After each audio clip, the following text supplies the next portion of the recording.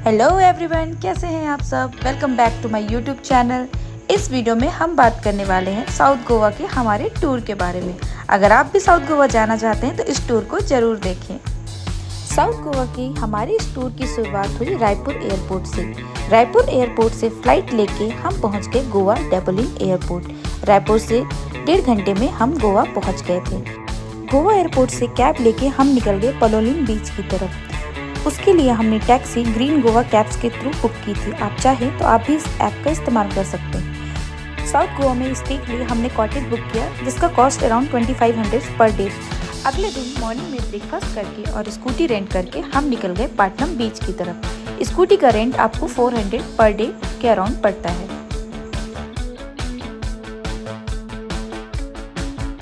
और ये है पाटनम बीच का खूबसूरत सा व्यू। आप देख सकते हैं कि साउथ गोवा के बीच कितने लेस क्राउडेड और क्लीन है। यहाँ आकर आपको बहुत ही अच्छी फीलिंग आने वाली है क्योंकि ये बहुत ही ज़्यादा क्लीन बीचेस है। पाटनम बीच में चिल करने के बाद हम निकल गए कोला बीच की तरफ। कोला बीच का डिस्टेंस पाटनम बीच से अराउंड 17 किलोमीटर्स है।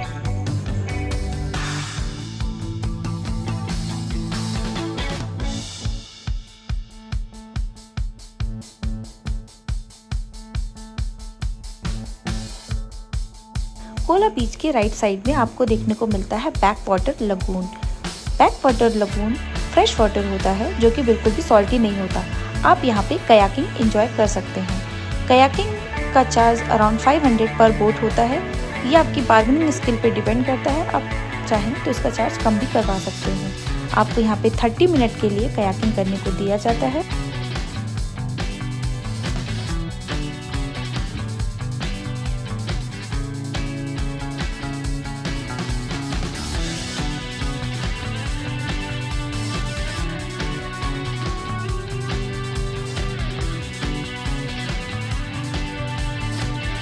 साउथ गोवा में कयाकिंग आप सी वाटर में भी इंजॉय कर सकते हैं बीचेस पर चूंकि वो थोड़ा रिस्की होता है इसलिए हमने वो अवॉइड किया। बैक वाटर लगून में कयाकिंग करना बिल्कुल ही सेफ है, इसलिए आप आराम से इसे इंजॉय कर सकते हैं।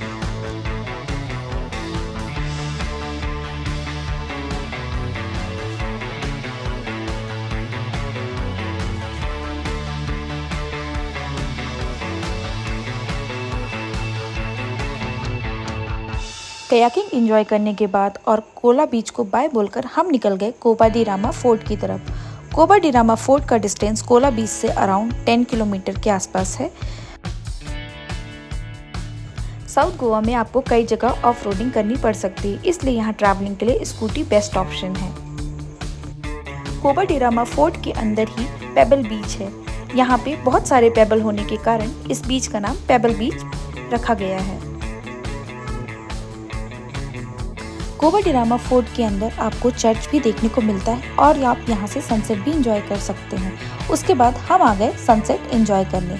इस पॉइंट से सनसेट बहुत ही ज़्यादा सुंदर दिखाई दे रहा था। साउथ गोवा में केप गोवा फेमस है अपने ब्यूटीफुल रेस्टोरेंट और ब्यूटीफुल सनसेट के लिए। यहाँ से सनसेट का व्यू बहुत ही ज़्यादा अमेजिंग दिखता है, इसलिए यहाँ पे इवनिंग में बहुत ही ज़्यादा रश रहता है। केप गोवा में सनसेट एंजॉय करके हमने अपने डे 1 के टूर को खत्म किया और वापस आ गए हम अपने रिसोर्ट में।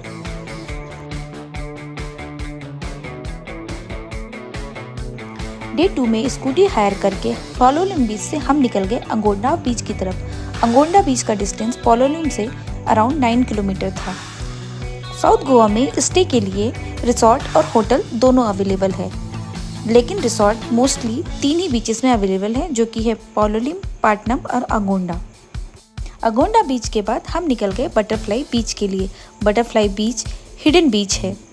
साउथ गोवा में बटरफ्लाई बीच बहुत ही ज़्यादा फेमस है। इसके लिए आपको 1-1.5 किलोमीटर का ट्रैक भी करना पड़ेगा। उसके बाद जो आपको व्यू दिखेगा, oh my God, butterfly beach बहुत ही ज़्यादा खूबसूरत है। बटरफ्लाई बीच पहुँचकर आप यहाँ बोट हायर करके टर्टल लॉक और हनीमून बीच भी जा सकते हैं, जिसका चार्ज 400 पर पर्सन रहता है। बाकी आपकी बार्गेनिंग स्किल पे डिपेंड करता है।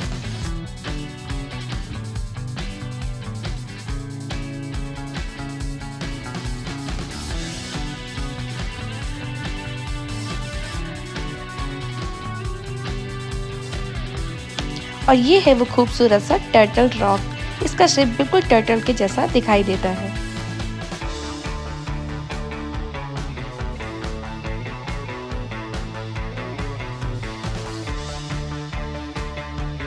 बटरफ्लाई बीच में बोटिंग एंजॉय करने के बाद हम वापस चले गए पोलोलिम बीच की तरफ। सेकेंड डे में हमने सनसेट पोलोलिम बीच में ही एंजॉय किया और हम वापस आ गए अपने रिसोर्ट में रेस्ट करने।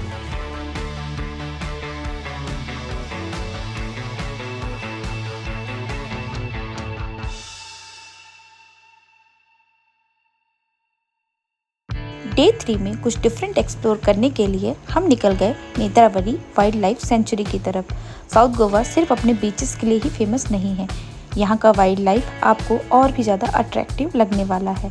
नेत्रावली वाइल्ड लाइफ सेंचुरी पोलोलिम बीच से अराउंड 34 किलोमीटर के डिस्टेंस पे है, जिसके लिए आपको 1 घंटा ट्रैवल करना पड़ेगा। साउथ गोवा में चूँकि फ्यूलिंग स्टेशन कम है और आप नेत्रावली वाइल्ड लाइफ सेंचुरी जा रहे हैं तो आप अपने साथ पेट्रोल जरूर कैरी करें।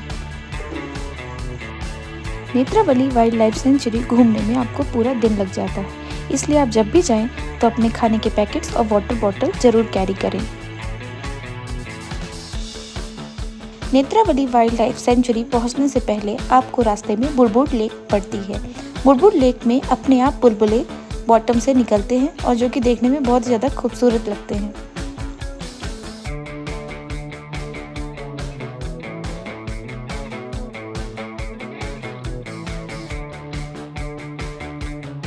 Netravali wild life sanctuary visit करने के लिए आप कैश जरूर कैरी करें, क्योंकि यहाँ नेटवर्क का इशू है, इसलिए यहाँ ऑनलाइन पेमेंट पॉसिबल नहीं हो पाता है।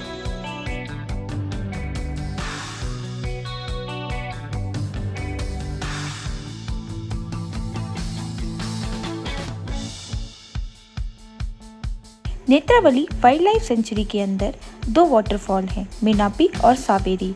मिनापी वाटरफॉल के लिए आपको 4.5 किलोमीटर का ट्रैक करना पड़ता है, जबकि सावेरी वाटरफॉल के लिए आपको 1.5 किलोमीटर का ट्रैक करना पड़ेगा।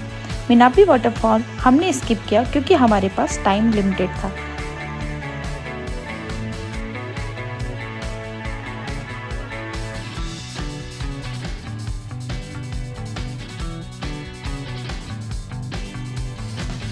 सावेरी वाटरफॉल विजिट करने के बाद हम निकल गए स्ट्रॉबेरी फार्म्स की तरफ। नेत्रावली वाइल्ड लाइफ सेंचुरी के अंदर ही आप स्ट्रॉबेरी फार्म्स देखने जा सकते हैं, वहां से आप स्ट्रॉबेरी परचेज भी कर सकते हैं।